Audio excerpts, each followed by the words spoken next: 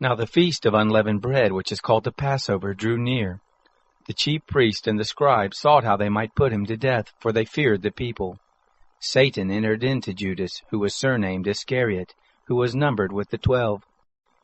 He went away and talked with the chief priests and captains about how he might deliver him to them. They were glad and agreed to give him money. He consented and sought an opportunity to deliver him to them in the absence of the multitude. The day of unleavened bread came, on which the Passover must be sacrificed.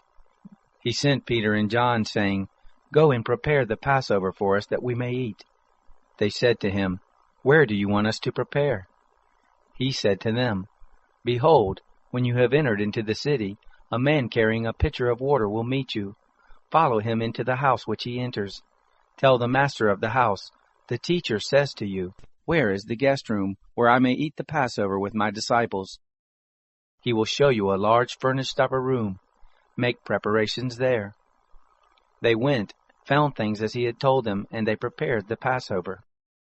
When the hour had come, he sat down with the 12 apostles. He said to them, "I have earnestly desired to eat this Passover with you before I suffer. For I tell you, I will no longer by any means eat of it until it is fulfilled in the kingdom of God." He received the cup, and when he had given thanks, he said, "Take this and share it among yourselves, for I tell you, I will not drink it all again from the fruit of the vine until the kingdom of God comes." He took bread, and when he had given thanks, he broke it, and gave to them, saying, "This is my body which is given for you. Do this in memory of me." Likewise he took the cup after supper, saying, "This cup is the new covenant in my blood, which is poured out for you. But behold, the hand of him who betrays me is with me on the table. The Son of Man indeed goes, as it has been determined, but woe to that man through whom he is betrayed." They began to question among themselves which of them it was who would do this thing. There arose also a contention among them, which of them was considered to be greatest. He said to them, "The kings of the Gentiles lord it over them, and those who have authority over them are called benefactors, but not so with you. But one who is the greater among you, let him become as the younger, and one who is governing as one who serves. For who is greater, one who sits at the table or one who serves? Isn't it he who sits at the table? But I am in the midst of you as one who serves. But you are those who have continued with me in my trials. I confer on you a kingdom, even as my Father conferred on me, that you may eat and drink at my table in my kingdom. You will sit on thrones, judging the 12 tribes of Israel." The Lord said, "Simon, Simon, behold, Satan asked to have you, that he might sift you as wheat. But I prayed for you that your faith wouldn't fail. You, when once you have turned again, establish your brothers." He said to him, "Lord, I am ready to go with you both to prison and to death." He said, "I tell you, Peter, the rooster will by no means crow today until you deny that you know me 3 times. He said to them, "When I sent you out without purse and wallet and shoes, did you lack anything?" They said, "Nothing." Then he said to them, "But now, whoever has a purse, let him take it, and likewise a wallet. Whoever has none, let him sell his cloak and buy a sword. For I tell you that this which is written must still be fulfilled in me. He was counted with the lawless. For that which concerns me has an end." They said, "Lord, behold, here are 2 swords." He said to them, "That is enough." He came out and went, as his custom was, to the Mount of Olives. His disciples also followed him. When he was at the place, he said to them, "Pray that you don't enter into temptation." He was withdrawn from them about a stone's throw, and he knelt down and prayed, saying, "Father, if you are willing, remove this cup from me. Nevertheless, not my will, but yours be done." An angel from heaven appeared to him, strengthening him. Being in agony, he prayed more earnestly. His sweat became like great drops of blood falling down on the ground. When he rose up from his prayer, he came to the disciples and found them sleeping because of grief, and said to them, "Why do you sleep? Rise and pray that you may not enter into temptation."